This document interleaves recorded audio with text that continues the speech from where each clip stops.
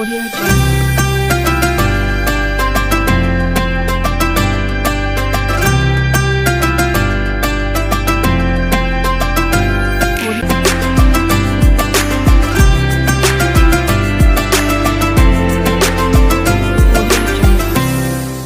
Sesaat lagi Anda akan menyaksikan Nunggu Buko yang dipersembahkan oleh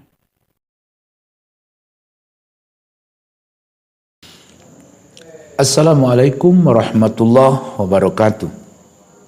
Alhamdulillahirabbil alamin, arrahmanirrahim. Wassalatu wassalamu ala asrafil mursalin wa ala alihi wa sahbihi ajmain. Rabbi shrah li sadri wa yassir li amri wa hlul 'uqdatam min lisani yafqahu qawli. Rabbi zidni ilma warzuqni fahma waj'alni minas solihin. Allahumma faqihni fiddin wa alimni ta'wil.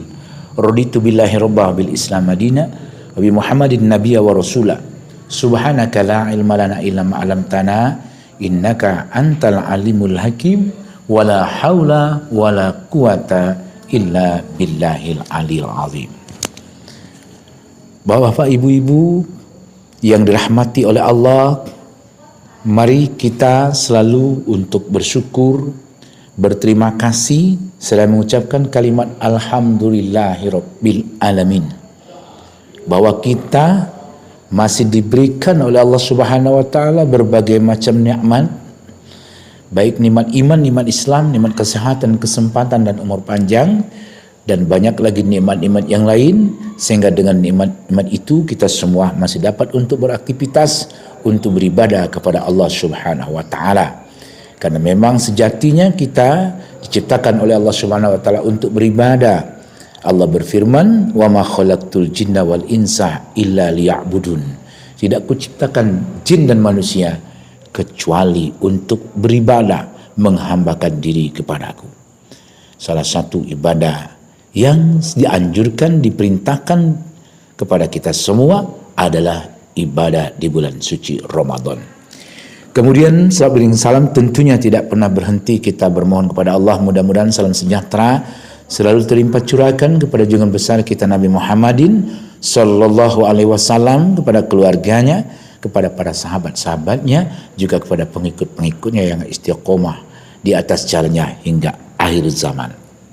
Bapak Ibu hadirin yang berbahagia, saya pernah ditanya tentang hukum jima, hukum berhubungan intim suami istri di siang hari pada bulan Ramadan. Apakah hukumnya? Berhubungan intim suami istri di siang hari di bulan Ramadan hukumnya adalah haram dan tidak boleh kita lakukan. Dia bagian daripada dosa besar. Dia bagian daripada dosa yang besar yang Allah Subhanahu wa taala sangat melarang hal itu kita lakukan. Kecuali bila kita dalam keadaan musafir, kita dalam keadaan tidak berpuasa, itu tidak apa-apa. Tapi kalau kita dalam kondisi tidak dalam perjalanan di rumah, kita tidak boleh melakukan hubungan intim suami istri pada siang harinya. Tapi untuk malam harinya tidak apa-apa, dipersilakan. Nah, ketika Rasulullah SAW sedang duduk-duduk, datanglah seseorang hamba, seorang pemuda menghadap kepada Rasulullah SAW dan dia berkata, "Ya Rasulullah, celakalah aku ya Rasulullah. Terbakarlah aku ya Rasulullah. Binasalah aku ya Rasulullah." "Ya, kenapa?" kata Rasulullah. "Ada apa dengan dirimu? Apa yang terbakar?" "Ini ya Rasulullah, aku melakukan hubungan intim bersama istriku di siang hari di bulan Ramadan." Lalu Nabi tanyakan kepada, "Mengapa engkau lakukan itu?"